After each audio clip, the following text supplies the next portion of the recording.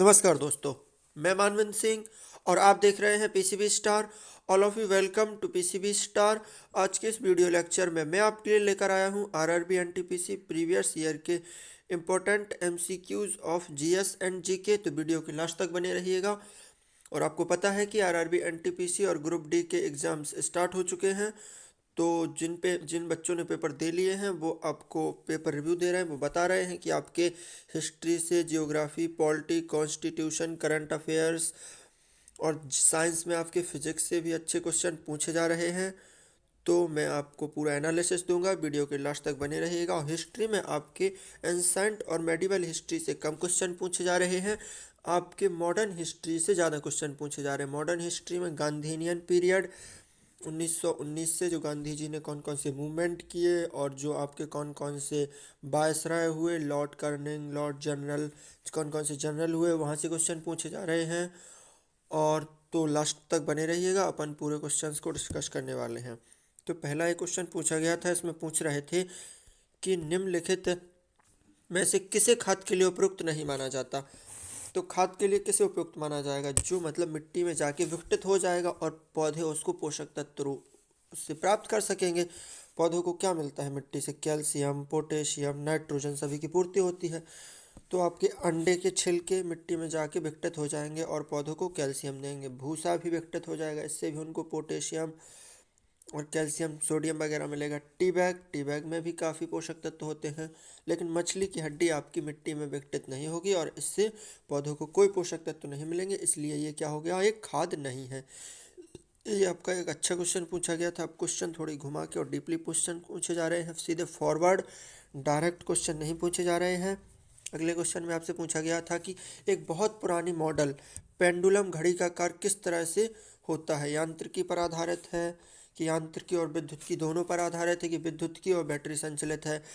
तो जो बहुत पुरानी घड़ियाँ होती थी तब विद्युत का कोई नहीं बना था, मतलब तब इलेक्ट्रिसिटी डेवलप नहीं हुई थी, ना ही बैटरियाँ बनी थी।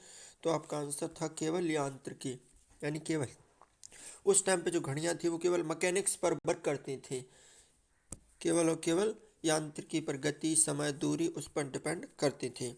नेक्स्ट क्वेश्चन में आपसे पूछा गया था नेपाल की महिला राष्ट्रपति, यानी आपसे एक पड़ोसी देश के राष्ट्रपति, प्रधानमंत्री या मतलब आपका इंटरनेशनल लेवल के क्वेश्चन भी पूछे जा सकते हैं। इंटरनेशनल हिस्ट्री से कम क्वेश्चन आते हैं, लेकिन जो इंटरनेशनल पॉलिटिक्स चल रही है वर्तमान में, जो करंट अफेयर्स है, वहाँ से आपके क्वेश्चन जरूर पूछे जाएंगे। तो यहाँ पे आपसे पूछा गया है कि नेपाल की पहली महिला राष्ट्रपति कौन है? तो वो है विद्या देवी भंडारी, और वर्तमान में भी यही है। ये 2015 में बनी थी। तो ये भारत की पहली महिला राष्ट्रपति थी आपकी प्रतिभा देवी पाटिल। वैसे ही नेपाल की पहली महिला राष्ट्रपति हैं आपकी विद्या देवी भंडारी, जो 2015 से अभी तक वर्तमान में है। नेक्स्ट क्वेश्चन आपका संविधान से पूछा गया था। संविधान से भी 3 से 4 क्वेश्चन पूछे जाएंगे, कोई भी सेट हो। सभी में से पूछा गया था कि भारतीय संविधान का कौन सा अनुच्छेद समान नागरिक संहिता से संबंधित है, मतलब नागरिकों को समान प्रकार की नागरिकता दी गई है। तो वो आपका है अनुच्छेद 44। ये तो आप याद कर लीजिएगा, जो मेमोरी बेस्ड क्वेश्चन है वो तो याद ही करने पड़ेंगे।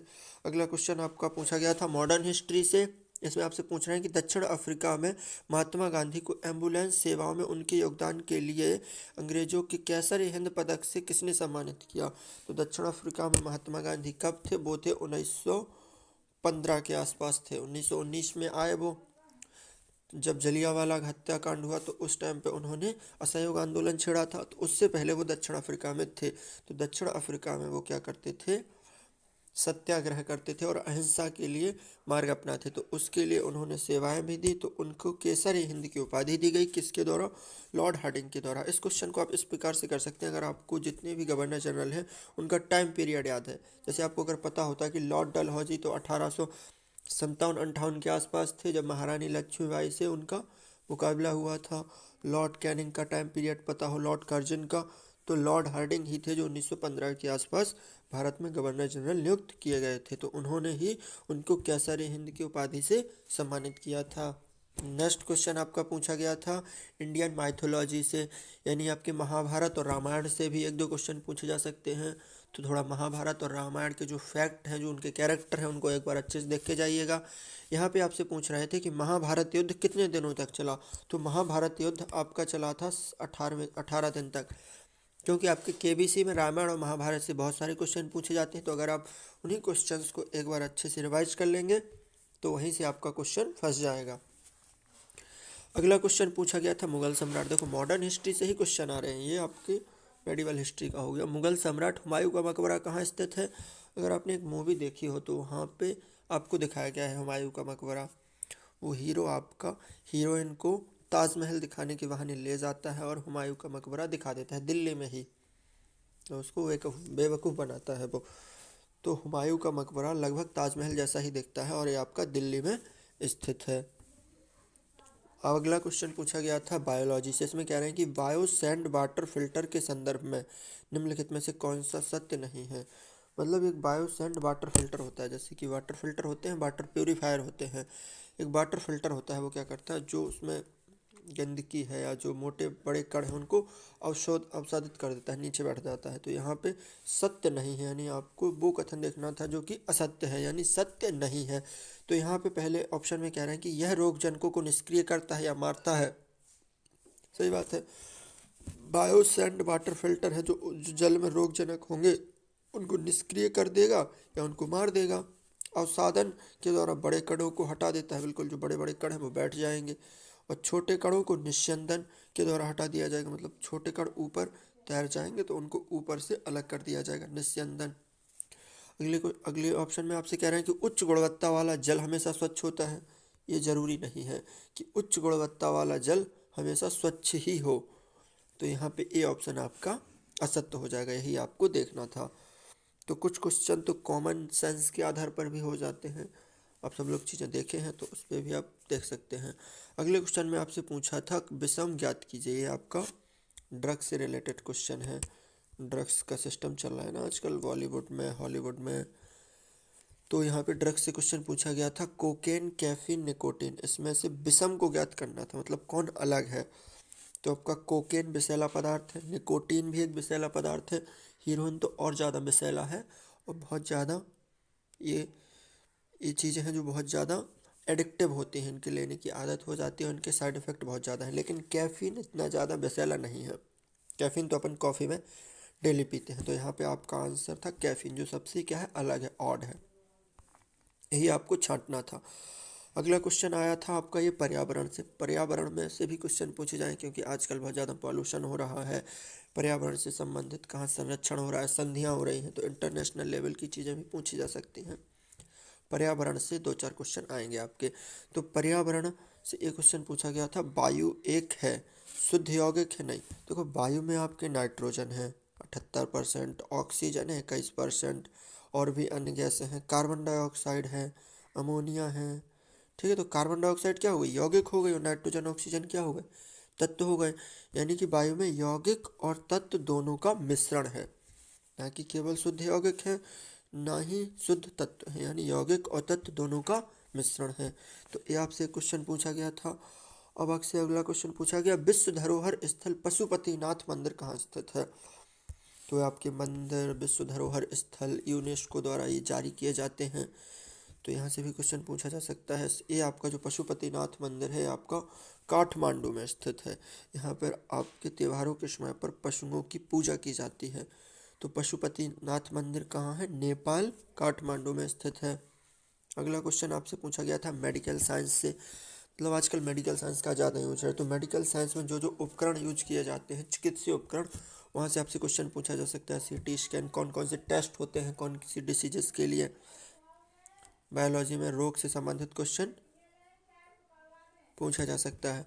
अगले क्वेश्चन इसमें आपसे पूछा गया था कि सीटी स्कैन से संबंधित कौन सा कथन सत्य नहीं है। अब देखो कितना घुमा के पूछ रहा है, अगर आपने क्वेश्चन ध्यान से नहीं पढ़ा, सीटी स्कैन से संबंधित कौन सा कथन सत्य है, आपने नहीं छोड़ दिया तो बस गलत हो जाएगा आपका। यानी क्वेश्चन को ध्यान से पढ़ना है, चारों ऑप्शंस को देखना है, फिर अपने बेस्ट एंड एक्यूरेसी के साथ बेस्ट क्वेश्चंस को टिक करना है। तो यहाँ पे कह रहे हैं सीटी स्कैन से संबंधित नहीं है। कई एक्सरे छवियों को जोड़ते हैं, सही बात है, एक्सरे बहुत सारी छवियों को जोड़ देता है। स्कैनिंग अक्सर पीड़ादायक होता है, इसको बाद में देखते हैं। 3D क्रॉस सेक्शनल दृश्य उत्पन्न होते हैं, बिल्कुल 3D दिखते हैं जो आप एक्सरे करवाते हैं। सामान्य और असामान्य संरचनाओं की पहचान करता है, बिल्कुल जब सीटी स्कैन कराते हैं कैंसर एंसर में वो देख देता है कि कहाँ आपका नॉर्मल साइड है, कहाँ आपकी एबनॉर्मल साइड है। तो ये 3 ऑप्शन आपके सही थे, जबकि ये दूसरा गलत था, क्योंकि स्कैनिंग पीड़ादायक नहीं होती, ये आपका सत्य नहीं है और यही आपसे पूछा गया था। तो यहाँ पे आपका आंसर हो जाएगा स्कैनिंग अक्सर पीड़ादायक नहीं होती है। नेक्स्ट क्वेश्चन, अपन थोड़ा फास्ट कर रहे हैं फिर भी वीडियो थोड़ा लंबा हो जाएगा।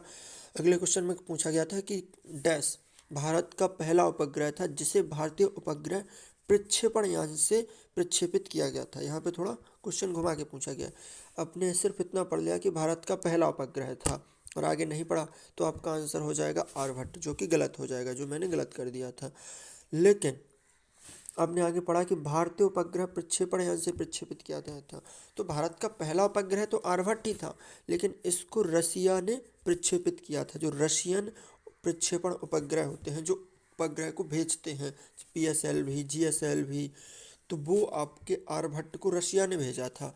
लेकिन पहला भारतीय उपग्रह रोहिणी था, जिसे भारतीय प्रक्षेपण यान PSLV से भेजा गया था।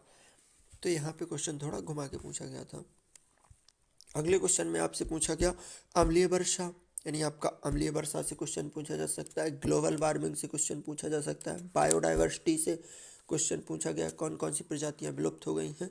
ये सब आपका इकोलॉजी के अंतर्गत आ जाता है, परिस्थितिकी, ये सब चीज़ें को पता होना चाहिए। और इम्पोर्टेंट डेज तो आते ही हैं।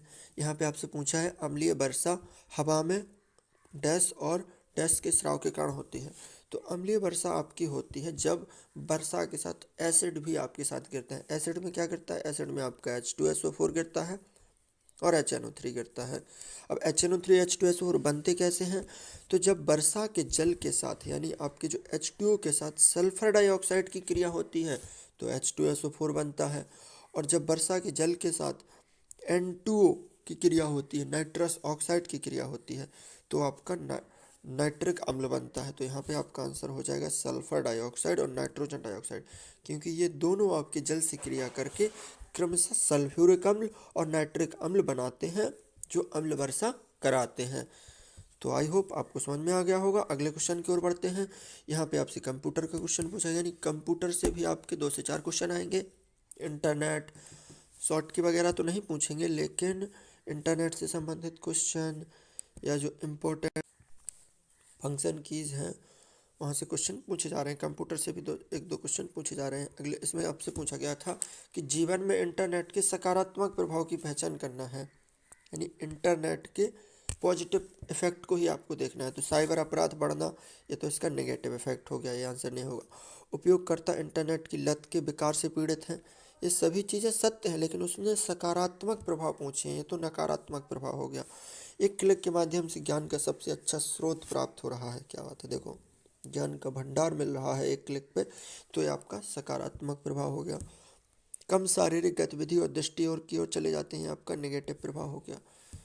तो ये तो कॉमन सेंस से आप देख सकते थे। यहाँ पे आपका आंसर हो जाएगा क्लिक के माध्यम से ज्ञान का सबसे अच्छा भंडार प्राप्त हो रहा है, सकारात्मक प्रभाव है कंप्यूटर का, इंटरनेट का।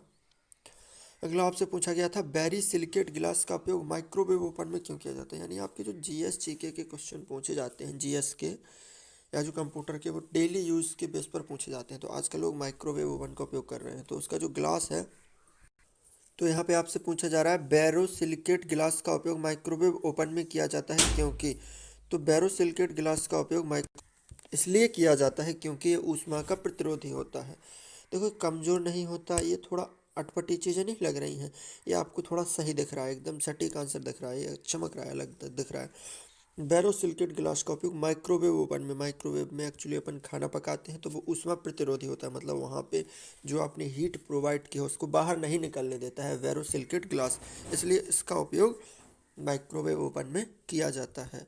नेक्स्ट क्वेश्चन आपसे कह रहे हैं कि which one of the following does not directly refer to cholesterol. ये बायोलॉजी का क्वेश्चन है, मतलब इनमें से कौन कोलेस्ट्रॉल से संबंधित नहीं है। Which one of the following does not directly refer to cholesterol. Option A low density lipoprotein, ये कोलेस्ट्रॉल से संबंधित है। हाई डेंसिटी लिपोप्रोटीन, ये भी संबंधित है। पैकेज्ड प्रोटीन कोट, ये भी संबंधित है। RH फैक्टर यानी रीजस फैक्टर, ये आपका कोलेस्ट्रॉल से संबंधित नहीं है, ये आपका ब्लड ग्रुप से संबंधित है। यानी जिसके ब्लड ग्रुप में RH फैक्टर होता है उसका ब्लड ग्रुप पॉजिटिव और जिसमें नहीं होता उसका नेगेटिव।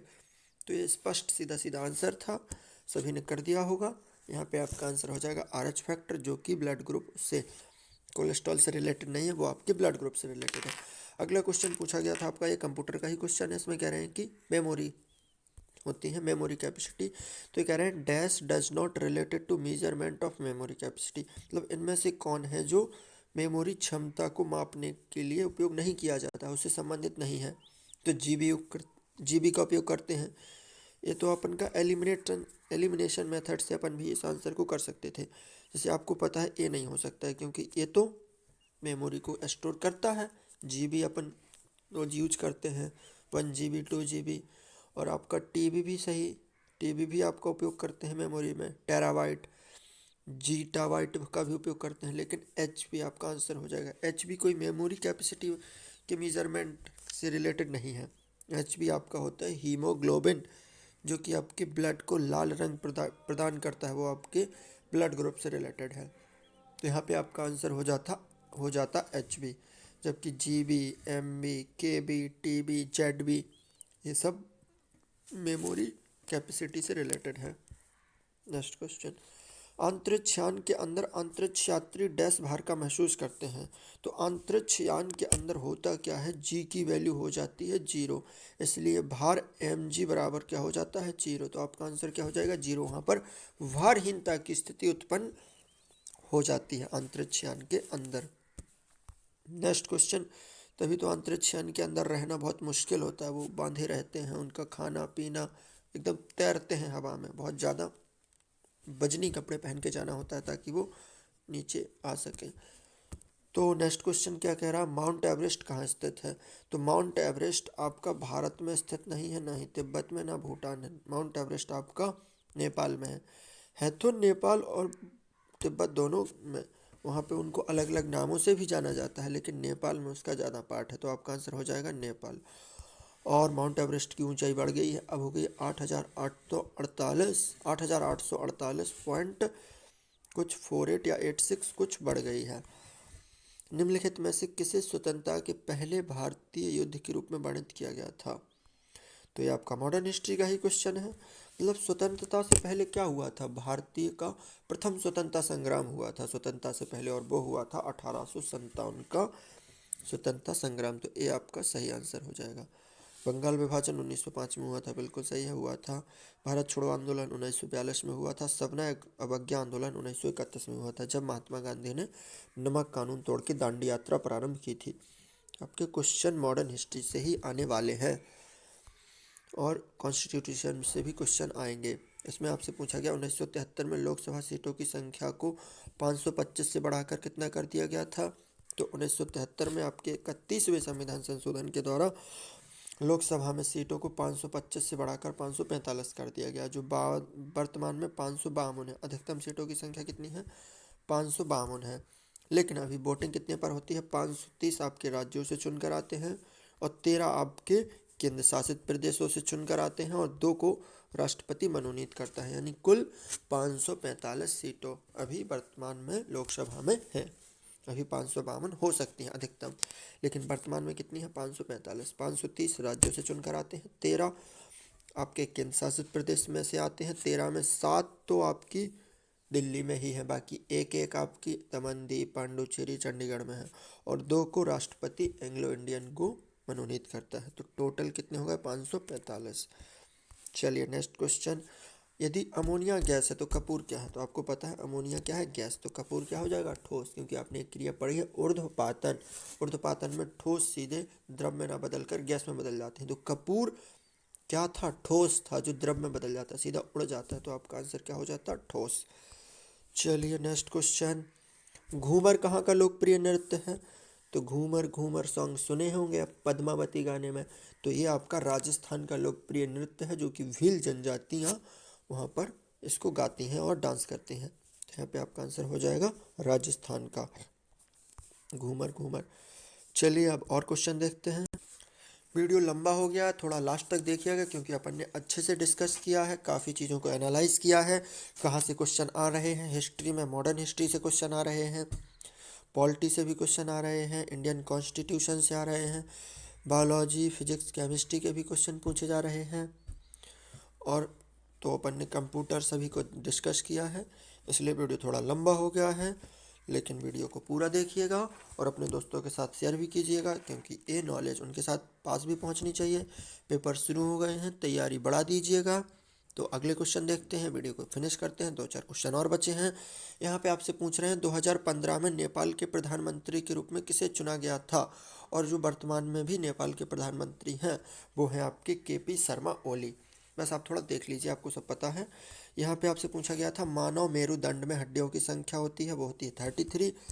जो मानव मेरुदंड होते हैं, जो ये गुड़िया होते हैं, उनकी संख्या होती है 33, लेकिन वयस्क में हो जाते हैं 26, कुछ उसमें परिवर्तित हो जाते हैं। तो हड्डियाँ आपको आनी चाहिए। मानव की पसलियों में होती हैं आपकी 12 जोड़ी पसलियाँ होती हैं, यानी टोटल 24 अस्थियाँ होती हैं।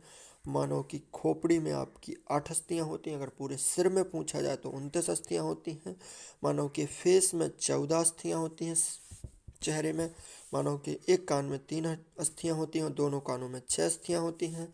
मानव के एक पैर में 30 अस्थियाँ होती हैं। इस टाइप से पूरी अस्थियों की संख्या आपको पता होना चाहिए, क्वेश्चन पूछा जा सकता है। अगला क्वेश्चन आपका स्पोर्ट्स से आया था, स्पोर्ट्स से भी आएंगे भैया 2 से 3 क्वेश्चन। इसमें पूछा गया भारत में कौन सा फुटबॉल स्टेडियम नहीं है। तो फुटबॉल स्टेडियम नहीं है आपका सरदार पटेल स्टेडियम, ये आपका अहमदाबाद मोटेरा में है, जो कि क्या है, क्रिकेट स्टेडियम है।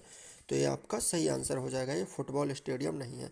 नेक्स्ट क्वेश्चन आपसे पूछा गया था वेस्टर्न ब्लॉट, यानी ये टेस्ट होते हैं रोगों के नैदानिक परीक्षण के लिए, उनको जांच करने के लिए कि ये रोग है कि नहीं है।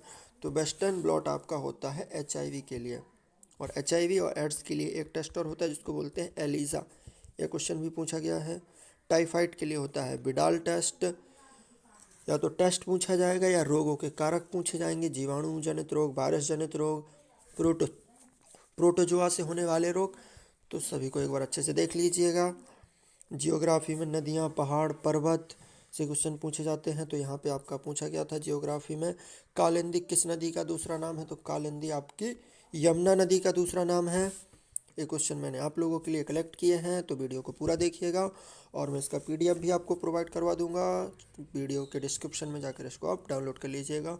कौन सा cricketer ICC cricket hall of fame की सूची में शामिल नहीं है। तो वो हैं आपके रवि शास्त्री। अब बस देख लीजिएगा एक बार अच्छे से। भौतिक अनुसंधान प्रयोगशाला की स्थापना किसके द्वारा की गई थी। भौतिक अनुसंधान प्रयोगशाला जो आपके अनुसंधान संस्थान हैं, जो बड़ी बड़ी कार्यशालाएं हैं, जो आपके संगठन हैं, उनके मुख्यालय, उनके स्थापना वाले क्वेश्चन आपसे पूछे जा सकते हैं। तो यहाँ पे आपका आंसर हो जाएगा विक्रम साराभाई। चलिए नेक्स्ट क्वेश्चन यहाँ पे आपसे पूछा गया था कि कौन सा रासायनिक परिवर्तन नहीं है। आपका केमिस्ट्री का क्वेश्चन है। तो रासायनिक परिवर्तन होते हैं और एक आपके भौतिक परिवर्तन होते हैं। तो भौतिक परिवर्तन में आपकी अवस्था नहीं बदलती है, पदार्थ की अवस्था नहीं बदलती। अगर वो ठोस से द्रव में चला गया तो वापस द्रव से ठोस में भी आ सकता है, लेकिन रासायनिक परिवर्तन एक दिशा में होते हैं, यानी वो अनुत्क्रमणीय होते हैं, वो वापस उस कंडीशन में नहीं आ सकते जहाँ से स्टार्ट हुए थे। लेकिन भौतिक परिवर्तन आपकी प्रारंभिक अवस्था में वापस लौट सकते हैं। तो यहाँ पे आपका अंडे का पकना, अब अंडा पका लिया, आप पके हुए अंडे से कच्चा अंडा बना सकते, नहीं बना सकते। बर्फ़ का पिघलना, बर्फ़ पिघल गई, पानी बन गया, लेकिन पानी से दोबारा बर्फ़ बना सकते हैं, बिल्कुल बना सकते हैं। केक पका लिया, फिर केक कच्चा बन सकता है, नहीं। केले का सड़ गया, कच्चा केला, पक्का केला। तो इस टाइप से तो यहाँ पे आपका आंसर हो जाएगा बर्फ़ का पिघलना। तो भौतिक रासायनिक परिवर्तन आपके होते हैं। तो इस टाइप से आज हमने physics, chemistry, biology, GS GK के साथ इम्पोर्टेंट MCQs पर डिस्कस किया है, जो आपके इम्पोर्टेंट हैं, इनको देख लीजिएगा। और अगले वीडियो में अपन मिलते हैं अगले RRB NTPC प्रीवियस टेस्ट के साथ। तब तक के लिए thank you, love you, take care.